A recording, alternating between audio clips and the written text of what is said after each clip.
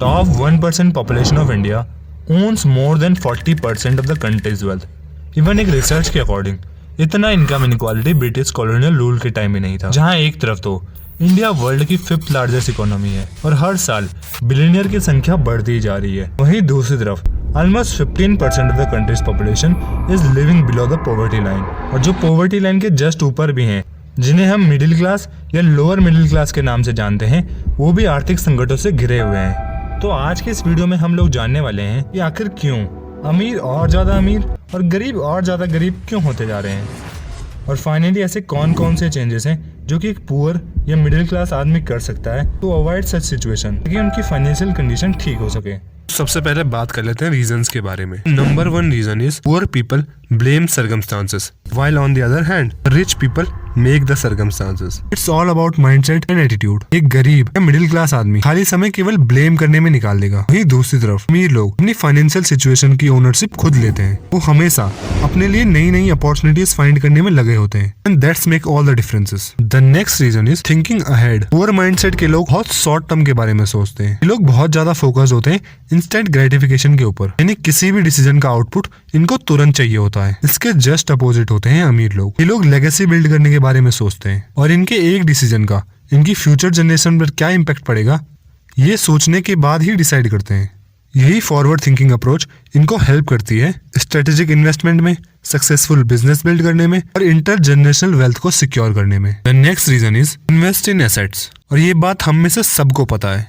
अमीर लोग ज्यादा से ज्यादा एसेट्स में इन्वेस्ट करते हैं और जितना कम से कम हो सके उतना लाइबिलिटीज में। इसका उदाहरण आप रॉबर्ट कियोसाकी द्वारा लिखी गई famous book the rich dad poor dad से ले सकते हैं, जिसमें ऑथर बताते हैं कि उनके अमीर डैडी हमेशा एसेट्स वाला कॉलम बढ़ाते थे, जिससे होता ये था कि उनके एसेट्स वाले कॉलम से इतनी संपत्ति जमा हो जाती थी कि उनका खर्च आसानी से निकल जाता था और इनफैक्ट कुछ पैसे बच भी जाया करते थे। सो इस वीडियो में अभी तक हम 3 पॉइंट डिस्कस कर चुके हैं।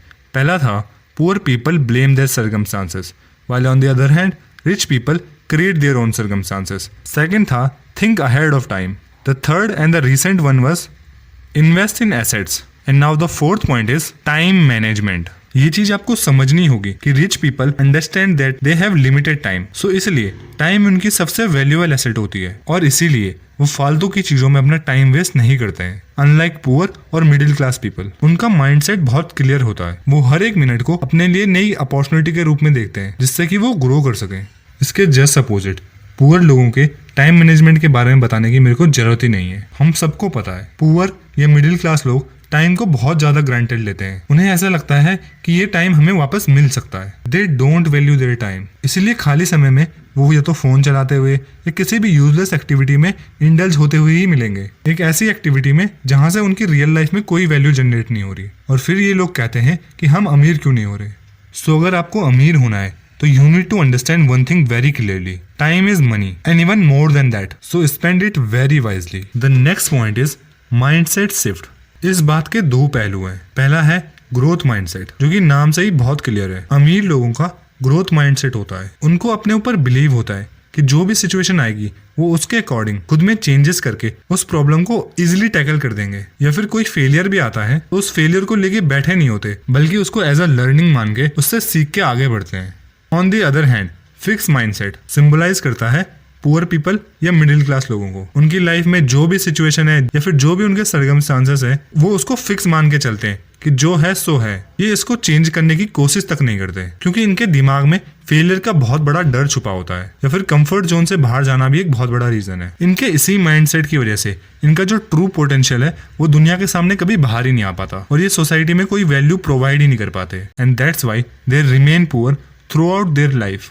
अगला पॉइंट है फाइनेंशियल एजुकेशन। फाइनेंशियल एजुकेशन से मेरा मतलब स्कूल की पढ़ाई बिल्कुल भी नहीं है, क्योंकि वो सब करते हैं। फाइनेंशियल एजुकेशन से मेरा मतलब है reading financial book, listening to podcast और अटेंडिंग सेमिनार, जहाँ पे कि आप सीख पाओ कि मनी काम कैसे करता है, इन्वेस्टमेंट किस तरह से काम करती है और पैसे को किस तरह अपने काम में लाया जाए या फिर पैसे से किस तरह काम कराया जाए। अमीर लोग फाइनेंशियल लिटरेसी को बहुत ज्यादा सीरियसली लेते हैं, वहीं इसके अपोजिट गरीब या मिडिल क्लास लोग ढंग से बजटिंग तक नहीं कर पाते। इनके पास जो भी पैसा आ रहा है या कहाँ पे जा रहा है उसका भी इनको ढंग से आइडिया नहीं होता।